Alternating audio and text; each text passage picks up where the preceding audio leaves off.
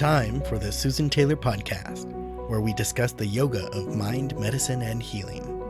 Author of Feeling Good Matters, Sexual Radiance, and the Vital Energy Program, Dr. Taylor imparts authentic knowledge and practical tools that inspire, educate, and empower us to be a healing force for positive change. So join us and take your life and our planet to the next level.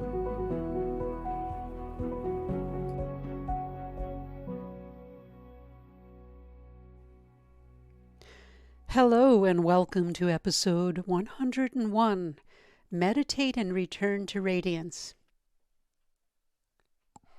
In today's episode, we're going to talk about meditation as a practice, 4 points to consider when meditating, and suggestions to refine your own practice.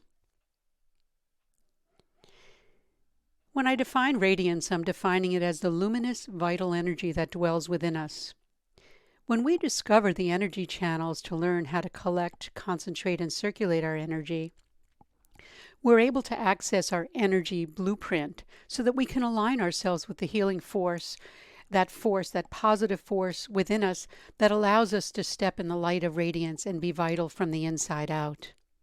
I have heard a master that had said once to me, meditation is a process of purifying the mind and making it one-pointed, inward, and tranquil.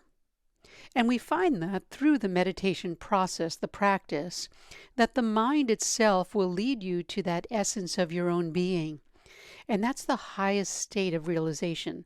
And that's when we've met people that have just shine. They're radiant, they're vital, they're happy, and they're enthusiastic about life. Many meditation practices do emphasize the importance of concentration, and our trainings do indeed emphasize this also. However, let's take a moment to step back and define concentration. The word concentration implies focusing our consciousness toward one point, excluding all other thoughts and sensations. This is not that easy, especially when we try it. Your mind decides to take a walk in the park and get moving from one object to the next. When we attempt to bring it back to its home base, we may become tense and agitated, frustrated, and even lose interest and hope due to our failure in the process. Does this sound familiar to you? Well, I can certainly attest to the drive to distraction. After all, there's a lot of things to think about, right? From yesterday's happenings to the future imaginings of what our mind creates. So just sit and take a breath, you're told, right? You're told, be aware of your breath. You'll possibly notice the natural tendency of your consciousness, meaning your awareness, to move from one object to the next. Notice I'm not saying here moving your mind, because it's your awareness that moves within the mind field. It's not the mind itself. Just try to concentrate on one thing for a few moments, and you'll be convinced of what I'm saying. You'll be aware of the endless stream of thoughts, either connected to each other, creating a steady vibration, or possibly unconnected thoughts and impressions. This occurrence of the unconnected thoughts and impressions is a distraction. In what we talk about, it's a very big distraction, and it's the wandering tendency of our mind. Now, it's true that if you place an internal object in front of the mind to visualize, or a sacred internal sound to anchor the mind, you can actually draw the mind inward and enter a meditative state. And although this practice is wonderful and effective, it doesn't take into full consideration the wandering tendencies of the mind. So here's a key. Concentration is possible only if a person is very relaxed mentally and physically. In fact, it occurs spontaneously in a very relaxed mind and body. When we relax the mind, basically what I'm saying here is until relaxation is achieved, true concentration is actually impossible. With systematic training, though, in relaxation, the practitioner does begin to experience the spontaneous flow of consciousness going inward. That's why any successful meditation practice prepares the practitioner, that's you or me, with practices in systematic relaxation. Remember, the word relax means to loosen or let go. So if you can't let go of tension, how can you draw the awareness inward, let go of everything, right, and go inward to enter that state of meditation? So you don't want to ask someone to meditate with tension because they may try to suppress the disturbing factors that arise and even create more tension. So let's move to meditation as a practice.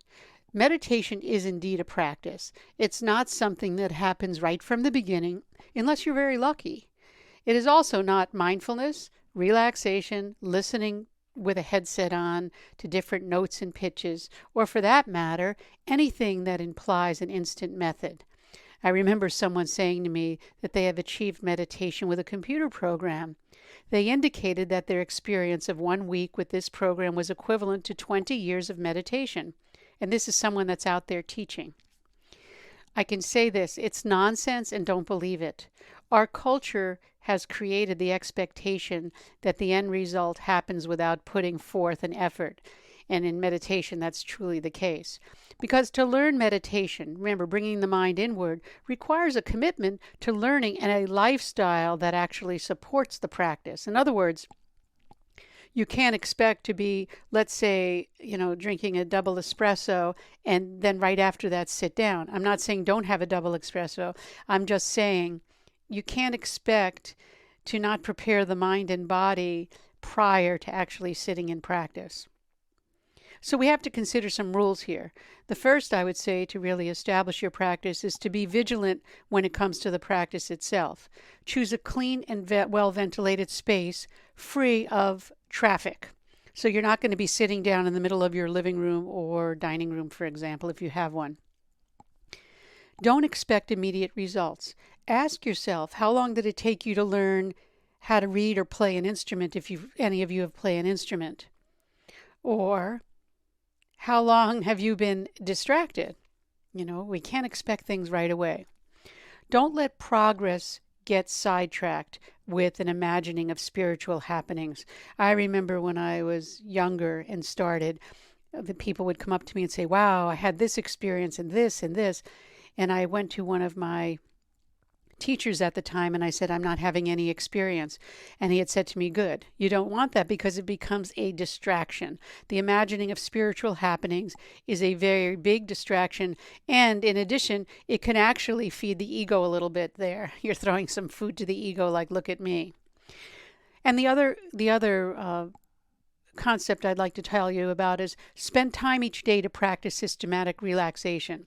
So the first I said is to be vigilant when it comes to practice. Really create that space for yourself that this is what I'm going to do and this is what I'm going to follow through. Then don't expect immediate results. Don't let progress get sidetracked by these imaginings of spirituality and, the holy roller road. And then spend time each day and practice systematic relaxation, because that ultimately will take you and drive you right into meditation itself.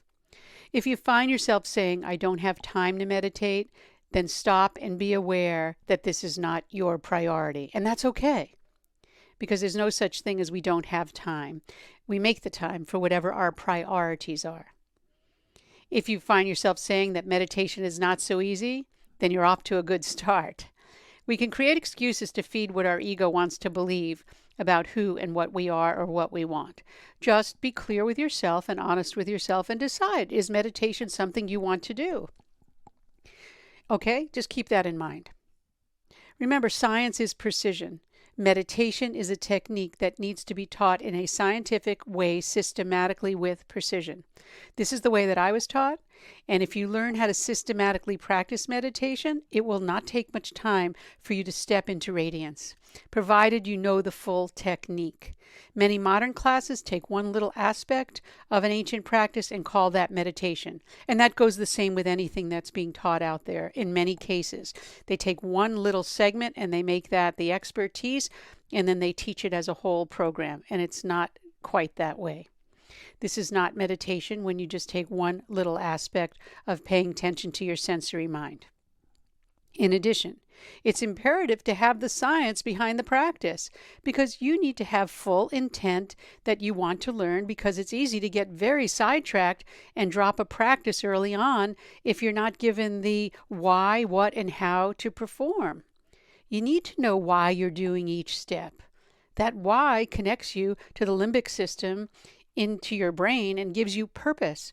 The what, you really need to know how to do something, not sloppily, but just really, really skillfully, or what it is. And then the how to do it has to be very, very skillful and very precise. Here are some pointers to establishing and refining your meditation practice, whether you're getting started or you're already a practitioner. Have a strong desire to meditate or become a meditator. Have extraordinary will and determination, because meditation does require that you have the discipline of mind, and that's not so easy. So give yourself a break on that and just realize that it does take discipline. And then the second point is, when you decide, make that commitment to sit every day and commit to yourself that you won't let anything get in the way, not even your thoughts. Now remember, once we commit to something, I had said this in the previous podcasts, a few of them, obstacles do show their face because inertia exists in the world. And obstacles tend to come up when we have all these best intentions. So just know that obstacles will come up and just let them come and let them go. Okay? So I want you to be real easy about this. Don't meditate if you're not inclined to meditate. One of my masters had said to me, if you want to meditate, you have to form a habit, because habit weaves your character and personality. If you really want to know who you are, you have to take off all your masks. And this is not me saying this, this is a master. Those masks that we call personality. Take off those masks one after another. You have to be totally, basically naked, and you have to be in the fire. The fire of that fire creates your radiance, by the way. And if you're prepared to do that, you can really learn to tread the path of meditation. So you have to really be willing to say, I want to change and I want to just go there. I want to be there. And you have to have that genuine, sincere interest that that's what you want. And finally, just sit in meditation and don't try to see lights, images, colors, or anything you think needs to happen by being a meditator. Learn to sit still in complete darkness and let the light arise within you in its own time. Because the light will arise once the mind becomes purified. So the first step, I said, is have that strong desire, that sincere desire, genuine desire that I really want to learn this. Then once you decide, make a commitment to sit each day, commit that to yourself, and then finally, just let it be. Don't try to make it something. It'll happen on its own. Because the time is here that each and every one of us must indeed learn to meditate or work with the mind if we're going to ride these waves of the current turbulence that we're seeing in society. Meditation as a therapy does give us access. I'm talking therapy. The idea of really working with the mind to access the highest form of our own healing potential. And this leads to self-transformation.